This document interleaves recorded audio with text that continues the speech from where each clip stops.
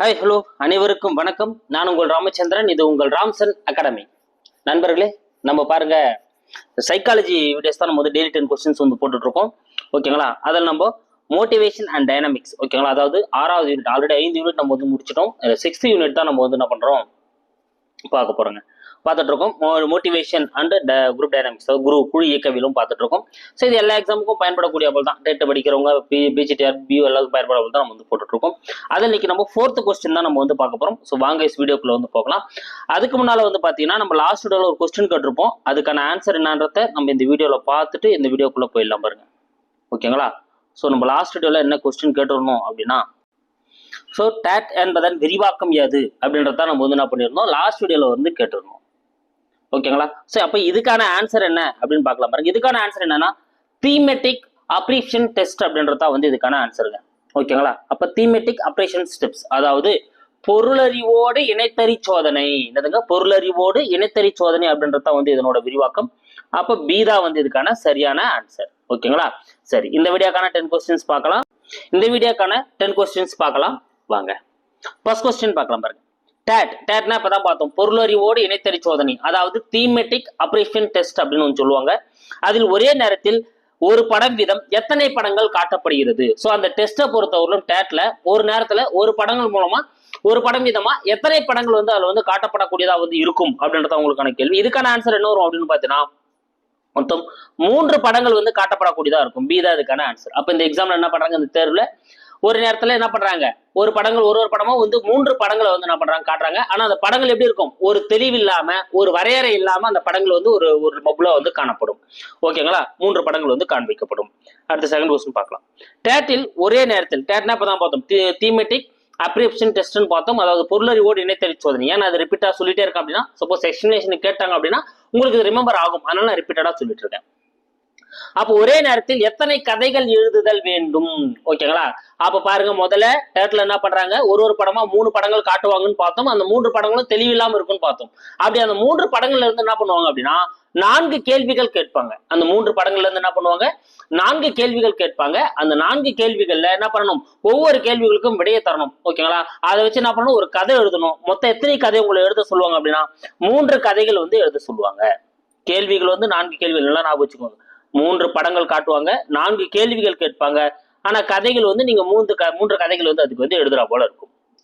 Okay, அப்ப B தான் அதுக்கான ஆன்சர். 3 கதைகள் எழுத வேண்டும். அடுத்து தேர்ட் கொஸ்டின் பார்க்கலாம் பாருங்க. டேட்டில் என்னன்னு பார்த்தோம், தீமெட்டிக் அப்ரேஷன் டெஸ்ட் அப்படின்னு நம்ம வந்து பார்த்தோம், அதாவது பொருளறிவோடு இணைத்தறி சோதனை பார்த்தோம்.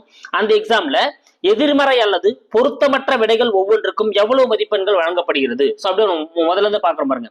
ஒரே நேரத்தில் 3 படத்தை காட்டுவாங்க, அந்த 3 படமும் சரியில்லாம இருக்கும் அப்படின்னு நம்ம பார்த்தோம். அதை வச்சு 4 கேள்வி கேட்பாங்க. அந்த 4 கேள்வியிலிருந்து 3 கதைகளை எழுத சொல்லுவாங்க. அப்படி நீங்க எழுதக்கூடிய 3 கதைகளும் அந்த கேள்விக்கு தொடர்பு இல்லாம இருக்கு, கொஞ்சம் கூட பொருத்தம் இல்லாம இருக்கு அப்படின்னா எவ்வளவு மதிப்பெண்கள் அதுக்கு வழங்கப்படுது அப்படின்றத வந்து உங்களுக்கான கேள்வி. அதுக்கு வழங்கப்படக்கூடிய மதிப்பெண்கள் 0. ஓகேங்களா? அந்த கேள்விக்கும் நீங்க கொடுத்த பதிலுக்கும் தொடர்பு இல்லை அப்படின்னா அதுக்கு வந்து 0 மதிப்பெண்கள் தான் வந்து வழங்கப்படக்கூடியதா வந்து இருக்கும். ஓகேங்களா? சோ அப்ப மொத்த மதிப்பெண்ணை வச்சு அந்த மாணவனோட மதிப்பெண்ணை வந்து கண்டுபிடிப்பாங்க. அடுத்து 4th கொஸ்டின். இலக்கு பற்றி ஆய்வு செய்த மக்காராத்தி மற்றும் லாக்லியும் பயன்படுத்திய சோதனை உயிரி யாது? ஓகேங்களா? சோ இலக்கு வந்து அதாவது கோல் வந்து எப்படி வந்து ஒரு ஊக்கத்துல வந்து பயன்படுது அப்படின்றத பத்தி என்ன பண்ணிருப்பாங்க, மக்கார்த்தி மற்றும் லாக்லி அப்படின்றவங்க வந்து என்ன பண்ணிருப்பாங்க, ஆராய்ச்சி பண்ணிருப்பாங்க. அவங்க எந்த விலங்கை வச்சு ஆராய்ச்சி பண்ணாங்க அப்படின்னா எலி. அவங்க எந்த சோதனை எந்த சொல்லி பண்றாங்க, எலியை வச்சுதான் வந்து அவங்க என்ன பண்றாங்க, சோதனை பண்ணிருப்பாங்க. அடுத்து, நோக்க கொள்கையின் தந்தை என அழைக்கப்படுபவர் யார்? வெரி வெரி இம்பார்ட்டன்ட் கொஸ்டினுங்க. நோக்க கொள்கையின் தந்தை என அழைக்கப்படுபவர் யார்? சூப்பர், யாருங்க? வில்லியம் மக்டுகல் அவர்கள் தான் வந்து நோக்க கொள்கையின் தந்தைன்னு அழைக்கப்படுறாரு. அப்ப ஏதா அதுக்கான ஆன்சர். ஓகேங்களா? சோ நோக்க கொள்கையின் தந்தைன்னு சொல்லிட்டு அழைக்கப்படுபவர் வந்து வில்லியம் மக்டுகல். அடுத்து 6th கொஸ்டின். ஊக்குவித்தல் செயல்களாக டிசாக்கோ கூறுவதில் பொருந்தாதது எது? ஸோ ஊக்குவித்தல், அதாவது இந்த மோட்டிவேஷன் வந்து எப்படி ஃபங்க்ஷன் ஆகுது அப்படின்னு சொல்லிட்டு ஒரு 4 விதமான கூற்றுகளை வந்து டிசாக்கோ அப்படின்றவர் வந்து குறிப்பிட்டிருப்பாரு. அதுல எது பொருந்தாம இருக்கு அப்படின்னு பார்க்கலாம் பாருங்க. ஸோ இதுல வந்து பார்த்தோன்னா ஆவல் நிலை செயல்கள், அடுத்து எதிர்பார்ப்பு செயல்கள், அடுத்து ஊக்க பரிசீலிக்கும் செயல்கள், அடுத்து புதிய கருத்து உருவாக்கும் செயல்கள் அப்படின்னு சொல்றாங்க. இதுல வரக்கூடிய டி தான் வராதுங்க. ஓகேங்களா? ஏன்னா ஆவல் நிலை செயல்கள், அடுத்து எதிர்பார்ப்பு செயல்கள், அடுத்து ஊக்க பரிசீலிக்கும் செயல்கள், ஓகேங்களா. லாஸ்டா வந்து பாத்தீங்கன்னா கட்டுப்பாட்டு செயல். என்னதுங்க? கட்டுப்பாட்டு செயல். அப்ப நான்காவது தான் வந்து இதுல வந்து பொருந்தாதது. ஆவல் நிலை செயல், எதிர்பார்ப்பு செயல், ஊக்க பரிசீலிக்கும் செயல், கட்டுப்பாட்டு செயல். ஓகேங்களா. டிசிப்ளினரி ஃபங்க்ஷன் அது வரணும். அப்ப டி தாங்க தவறா இருக்கு. அப்ப டி தான் அதுக்கான ஆன்சர். அடுத்து 7வது கேள்வி. குழு இயக்கவியல் ஜனநாயக வாழ்க்கைக்கு சிறந்த சமூக புரிதலுக்கு அவசியமான சமூக திறன்களை வளர்ப்பதற்கும் ஒரு குழுவின் தனிப்பட்ட உறுப்பினர்களை ஜனநாயக குடியுரிமைக்கு தயார்படுத்துவதற்கும் சிறந்த வழிகளை வழங்குகிறது என கூறியவர். அதாவது என்னன்னா, இந்த குழு இயக்கவியல் குரூப் டைனாமிக்ஸ், ஒரு குழுவா வந்து ஒருத்தரை இயங்க வைக்கிறோம் அப்படின்னா, அப்படி இயங்க வைக்கிறப்போ அவங்களுக்கு வந்து சமூகம் மேல ஒரு புரிதல் ஏற்படும். அவங்க சமூகத்திறன் அவங்களுக்கு வளரக்கூடியதா வந்து இருக்கும். ஒரு ஜனநாயக குடியுரிமை தயார்படுத்துவதற்கு வந்து ஒரு சிறந்த வழியா வந்து அது வழங்குது அப்படின்னு சொல்லிட்டு கூறியவர் யார்? சூப்பர். யாருங்க? கேட்ஸ் அப்படின்றவர் தான் வந்து இது குறிப்பிடுறாரு. டி தான் அதுக்கான ஆன்சர். ஸோ ஜனநாயக வாழ்க்கைக்கு ஒரு சிறந்த சமூக புரிதலுக்கு அவசியமான ஒரு சமூக திறன்களை வளர்க்கக்கூடியதா தான் வந்து இது இருக்குன்னு சொல்லிட்டு குழு இயக்கவியல் இருக்குன்னு சொல்லிட்டு யார் சொல்றாரு? கேட்ஸ் அவர்கள் தான் வந்து குறிப்பிடுறாரு. அடுத்து 8வது கேள்வி. ஒரு குழுவில் மற்றவர்கள் பின்பற்றுவதற்கு முன்மாதிரியாக திகழ்பவரே பெரும்பாலும் அக்குழுவின் தலைவராக செயல்படுவார் என கூறியவர். ஒரு குழு இருக்குதுங்க, அதுல மத்தவங்க ஃபாலோ பண்றதுக்கு ஏற்றவாறு ஒருத்தர் வந்து இருக்கிறார் அப்படின்னா அவர் தான் அந்த குழுவோட தலைவரா வந்து செயல்பட முடியும் என கூறியவர் யார்? சூப்பர். யாருங்க?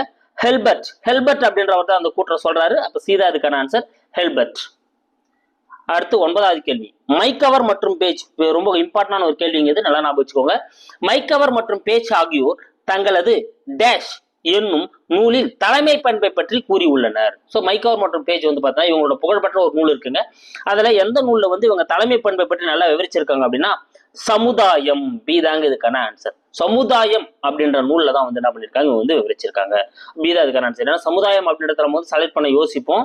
ஆனா சமுதாயம் அப்படின்ற அந்த நூல்ல தான் தலைமை பண்பை பத்தி நிறைய விஷயங்கள் இவங்க 2 பேர் சொல்லியிருக்காங்க. அடுத்து 10வது கேள்வி. லிபிட் மற்றும் ஒயிட் நடத்திய, இது ரொம்ப முக்கியமானது, ஆல்ரெடி டெட் எக்ஸாம்ல இது வந்து கேள்வி கேட்டிருக்காங்க. லிபிட் மற்றும் ஒயிட் நடத்திய தொடர் சோதனைகளின் அடிப்படையில் குழுக்களின் தலைமை 3 விதங்களில் செயல்படுவது கண்டறியப்பட்டது.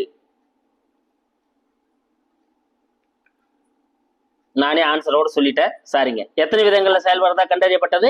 3 விதங்களை வந்து லிபிட் மற்றும் ஒயிட் வந்து குறிப்பிட்டிருப்பாங்க. பி தான் அதுக்கான ஆன்சர். இதுல இருந்து கேள்வி வரதுக்கான வாய்ப்புகள் அதிகம். ஏன்னா ஒரு நீங்க போகக்கூடிய எக்ஸாம்ஸ் எல்லாமே வந்து பார்த்தா ஒரு தலைமை பண்பு கூடிய இருக்க எக்ஸாமா இருக்கிறதுனால கண்டிப்பா இதை பத்தி தெரிஞ்சிருக்கணும் அப்படின்னு சொல்லுவாங்க. 3 விதமா சொல்லியிருப்பாங்க. சர்க்காதிகார தலைமை, ஜனநாயக தலைமை, அவரவர் விருப்பம் போல் இயங்க அனுமதிக்கும் தலைமைன்னு சொல்லிட்டு 3 விதமான தலைமைகளை வந்து லிபிட் மற்றும் ஒயிட் வந்து பண்ணிருப்பாங்க, சோதனை நடத்தி வெளியிட்டிருப்பாங்க. ஓகேங்களா. அப்ப பி தான் அதுக்கான ஆன்சர். இந்த 10 கொஸ்டின்ஸ் வேகமா ஒரு ரிவிஷன் கொடுத்துறேன். ஸோ டேட் நேரத்தில் வந்து பார்த்தோன்னா ஒரே நேரத்தில் 3 படங்கள் காட்டுவாங்க. அந்த 3 படங்கள் வந்து 4 கேள்விகள் கேட்கப்படும். அது 3 கதைகள் எழுத வைப்பாங்க. கதைகள் பொருத்தமில்லாமல் இருந்தால் 0 மதிப்பெண் தான் கொடுப்பாங்க. இலக்கு பற்றி ஆய்வு செய்த மக்கார்த்தி லாக்லியும் வந்து எளிய தான் வந்து பயன்படுத்தியிருப்பாங்க. நோக்க கொள்கையின் தலைமையான வில்லியம் மக்டுகல். ஊக்குவித்தல் செயல்களா வந்து டிசாக்கோ கூறுதல பொருந்தாத்து வந்து பார்த்தீங்கன்னா இந்த புதிய கருத்து உருவாக்கம் செயல் வந்து வரதாது. அது அப்படின்னா வரணும், கட்டுப்பாட்டு செயல் வந்து வந்திருக்கணும். குழு இயக்கவியல் ஜனநாயக வாழ்க்கைக்கு சிறந்த சமூக புரிதலுக்கு அவசியமான சமூக திறன்களை வளர்ப்பதற்கும் குழுவின் தனிப்பட்ட உறுப்பினர்களை ஜனநாயக குடியுரிமைக்கு தயார்படுத்துவதற்கும் சிறந்த வழிகளை வழங்குகிறதுன்னு சொன்னவர் யாருன்னு பார்த்தீங்கன்னா கேட்ஸ் அப்படின்றவர் தான் அதை சொல்லியிருப்பாரு. ஒரு குழுவில் வந்து மற்றவங்க பின்பற்ற அளவுக்கு யார் இருக்காரோ அவர் தான் வந்து தலைமை பண்பு சொல்றவர் வந்து பார்த்தீங்கன்னா ஹெல்பர்ட். மைக்கவர் மற்றும் பேஜ் தன்னுடைய சமுதாயம் அப்படின்ற நூல்ல தான் தலைமை பண்பு பற்றி கூறியிருப்பாங்க. லிபிட் மற்றும் ஒயிட் நடத்திய ஆய்வுகள்ல 3 விதமான தலைமை பண்புகள் வந்து சொல்லியிருப்பாங்க. சர்வாதிகார, ஜனநாயக, அவரவர் விருப்பம் போல் இயங்கக்கூடிய. ஓகே, இந்த வீடியோக்கான உங்களுக்கான கேள்வி பாருங்க. Very very important question. அடைவு ஊக்கி கோட்பாட்டினை கொடுத்தவர் யார்? அடைவு ஊக்கி கோட்பாடு எனும் கோட்பாட்டை வழங்கியவர் யார்? சூப்பர். இதுக்கான ஆன்சர் என்ன வரும் அப்படின்றத கமெண்ட்ல சொல்லுங்க. இல்ல நாளைக்கு வரக்கூடிய நெக்ஸ்ட் வீடியோல இதுக்கான எக்ஸ்பிளனேஷனோட உங்களுக்கு கொடுத்துறேன். ஓகேங்களா. So thank you guys. அடுத்த வீடியோல வந்து நான் உங்களை சந்திக்கிறேன். உங்களுக்கு ஏதோ ஒரு யூனிட்டோட ஃபுல் பிடிஎஃப் கொடுக்கலன்னு நினைக்கிறேன். எந்த யூனிட்டோட ஃபுல் பிடிஎஃப் கொடுக்கல அப்படின்றத வந்து கமெண்ட்ல சொல்லுங்க. அதை நான் உங்களுக்கு வந்து கொடுத்துறேன். ஓகேங்களா. Thank you guys. அடுத்த வீடியோல வந்து நான் உங்களை சந்திக்கிறேன். நம்ம சேனலுக்கு புதுசாக வந்து நம்ம சேனலை சப்ஸ்கிரைப் பண்ணிக்கோங்க. உடைய பக்கத்துல பெல் பட்டனை கிளிக் பண்ணி நோட்டிபிகேஷன் ஆல் அப்படின்றதையும் கொடுத்துக்கோங்க. அப்பதான் நம்ம போற வீடியோஸ் எல்லாமே உங்களுக்கு உடனடியாக வந்துட்டு இருக்கும்.